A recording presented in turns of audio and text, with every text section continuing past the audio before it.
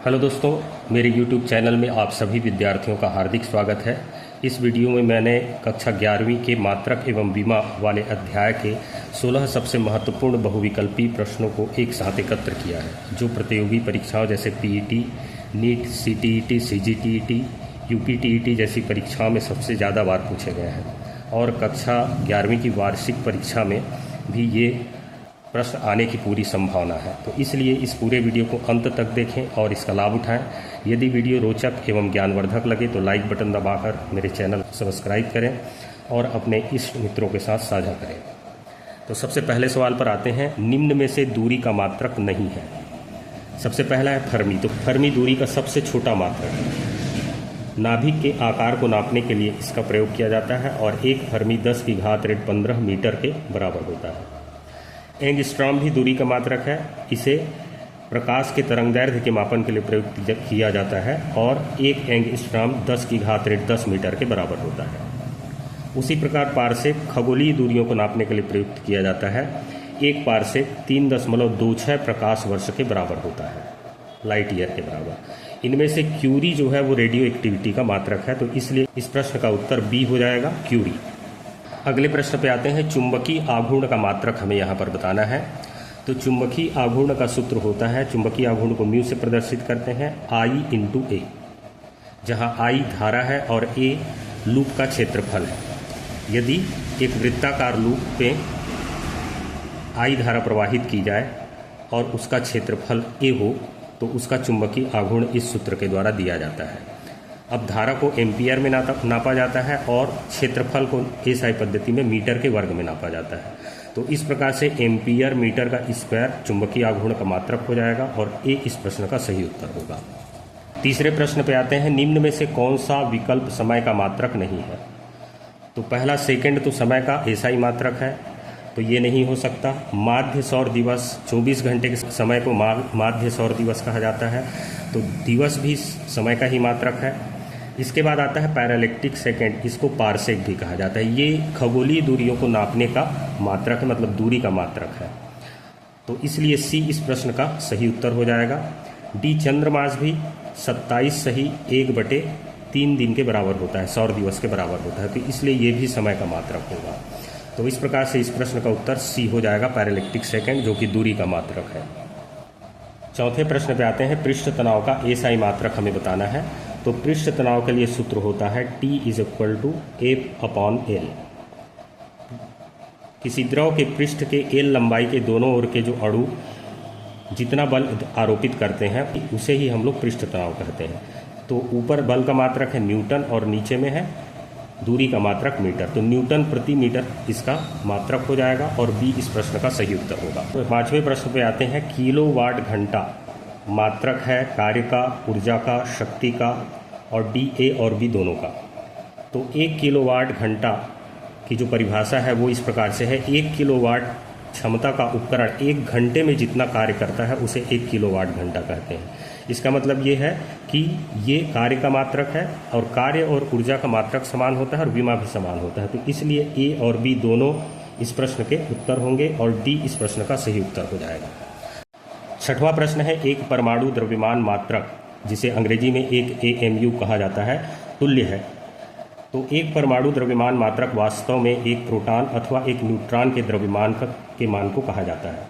तो एक प्रोटॉन या एक न्यूट्रॉन के द्रव्यमान का मान 1.67 × 10⁻27 किलोग्राम के बराबर होता है, तो इसलिए डी इस प्रश्न का सही उत्तर हो जाएगा। सातवें प्रश्न पर आते हैं, इलेक्ट्रॉन वोल्ट किसका मात्रक है ये हमें बताना है। तो यहाँ पर वोल्ट शब्द को देख के ये गलती मत कर दीजिएगा कि ये विभवांतर का मात्रक है। एक इलेक्ट्रॉन वोल्ट परमाणु के अंदर पाए जाने वाले कण जैसे इलेक्ट्रॉन, प्रोटॉन और न्यूट्रॉन की जो ऊर्जा होती है या उनके द्वारा जो किया गया कार्य होता है उसको मापने के लिए इसको प्रयुक्त किया जाता है। तो वास्तव में यह कार्य का मात्रक है, तो सी इस प्रश्न का सही उत्तर हो जाएगा। न तो ये विभवांतर का मात्रक होगा, ना विद्युत वाहक बल का, ना ही शक्ति का, ये कार्य का मात्रक है। आठवें प्रश्न पे आते हैं, पैरालेक्टिक सेकेंड मात्रक है समय का, रेडियो एक्टिविटी का, दूरी का, आवृत्ति का। तो पैरालिक्टिक यहाँ सेकंड आता है, तो इसलिए कई छात्र ये गलती कर देते हैं कि इसे समय का मात्रक मान लेते हैं। वास्तव में ये समय का मात्रक नहीं है, इससे पहले के ही क्वेश्चन में हम लोग देख चुके हैं, पैरालेक्टिक सेकंड को पारसेक कहा जाता है और ये दूरी का सबसे बड़ा मात्रक है, खगोलीय दूरियों को मापने के लिए प्रयुक्त होता है। तो इसलिए सी इस प्रश्न का सही उत्तर हो जाएगा। 9वां प्रश्न है, निम्न में से कौन सा ऊर्जा का मात्रक नहीं है? कौन सा ऊर्जा का मात्रक नहीं है ये हमें बताना है। तो इससे पहले के ही ऑब्जेक्टिव में हम लोग देख चुके हैं कि किलोवाट घंटा ऊर्जा का मात्रक होता है और इलेक्ट्रॉन वोल्ट भी ऊर्जा का मात्रक होता है, जिसे इलेक्ट्रॉन, प्रोटॉन और न्यूट्रॉन के ऊर्जा को नापने के लिए प्रयुक्त किया जाता है। और कैलोरी भी ऊर्जा का मात्रक है, उष्मीय ऊर्जा को नापने के लिए इसका ज़्यादा प्रयोग किया जाता है। अश्व शक्ति होता है वो शक्ति का मात्रक, एक अश्व शक्ति बराबर होता है 746 वाट के बराबर। तो इस प्रकार से डी इस प्रश्न का सही उत्तर हो जाएगा। ये ऊर्जा का मात्रक नहीं है बल्कि शक्ति का मात्रक है। 10वां प्रश्न है, प्रेरकी प्रतिघात का मात्रक है। तो प्रेरकी प्रतिघात सबसे पहले कहते किसे हैं, इसे हमें याद रखना है। प्रत्यावर्ती धारा परिपथ में एक प्रेरकत्व जितना प्रतिरोध उत्पन्न करता है उसे ही प्रेरकी प्रतिघात कहते हैं। तो प्रेरकत्व द्वारा उत्पन्न प्रतिरोध है, तो प्रतिरोध का मात्रक होता है ओम, तो इसलिए डी इस प्रश्न का सही उत्तर हो जाएगा। 11वां प्रश्न है, 1 किलोवाट घंटा तुल्य है 3.6 × 10 की घात 6 जूल के, 3.6 × 10 की घात 5 जूल के, 3.6 × 10 की घात 12 जूल के और 3.6 × 10 की घात 15 जूल के। तो इसे आपको याद रखना चाहिए कि ये 3.6 × 10 की घात 6 जूल के बराबर होता है। और यदि याद नहीं है तो भी आप इसे कुछ ही सेकंड्स में निकाल भी सकते हैं। 1 किलोवाट क्षमता का उपकरण 1 घंटे में जितनी ऊर्जा देता है, तो 1 किलोवाट मतलब होता है 1000 वाट। अब 1000 वाट को हम लिख सकते हैं जूल प्रति सेकंड, 1 वाट बराबर 1 जूल प्रति सेकंड होता है। अब ये 1 घंटा में, तो 1 घंटा में कुल कितने सेकंड होते हैं, ये इसका गुणा कर दीजिए तो 3600 सेकंड होते हैं और इनका आप गुणा करेंगे तो 1 किलोवाट के उपकरण द्वारा 1 घंटे में किया गया कार्य मिल जाएगा, मतलब 3600 सेकंड में किया गया कार्य।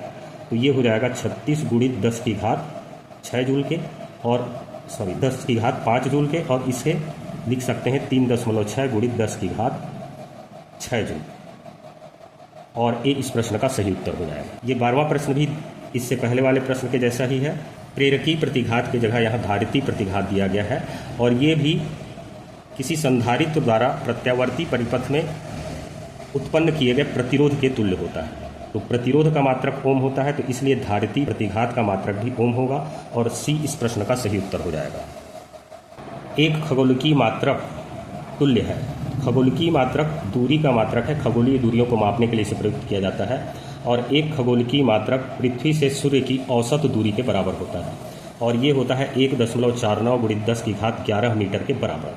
तो इसलिए इसे आपको याद रखना है कि एक खगोलीय मात्रक 1.49 × 10 की घात 11 मीटर के बराबर होता है और बी इस प्रश्न का सही उत्तर होगा। अगला प्रश्न है, एक पारसेक तुल्य है। तो पहले भी पिछले ऑब्जेक्टिव में भी हम देख चुके हैं कि पारसेक दूरी का सबसे बड़ा मात्रक है, खगोलीय दूरियों को नापने के लिए प्रयुक्त किया जाता है और एक पारसेक 3.26 प्रकाश वर्ष के बराबर होता है। तो यहाँ सी ऑप्शन होगा, 3.26 लाइट ईयर के बराबर होगा और सी इस प्रश्न का सही उत्तर हो जाएगा। अगला प्रश्न है, एक चंद्रमास कितने सौर दिवस के तुल्य है। तो चंद्रमा पृथ्वी के चारों तरफ जितने दिन में एक परिक्रमा पूरा करता है उसे ही एक चंद्रमास कहा जाता है और चंद्रमा को पृथ्वी का एक चक्कर लगाने में कुल 27 से ही 1/3 दिन का समय लगता है। तो इसे आप याद रखना है कि एक चंद्रमास 27 से ही 1/3 दिन के तुल्य होता है और डी इस प्रश्न का सही उत्तर हो जाएगा। अगला प्रश्न है, एक एक्सरे यूनिट तुल्य है। तो जो एक्सरे यूनिट है वो दूरी का छोटा मात्रक है, छोटी दूरियों को नापने के लिए प्रयुक्त किया जाता है, अणुओं परमाणुओं के बीच की दूरी को नापने के लिए। और एक एक्सरे यूनिट एक्सरे के तरंग की जो लंबाई के बराबर होता है, जो कि 10 की घात 13 मीटर की कोटि का होता है। तो एक एक्सरे यूनिट 10 की घात 13 मीटर के बराबर होता है और बी इस प्रश्न का सही उत्तर होगा। Thank you.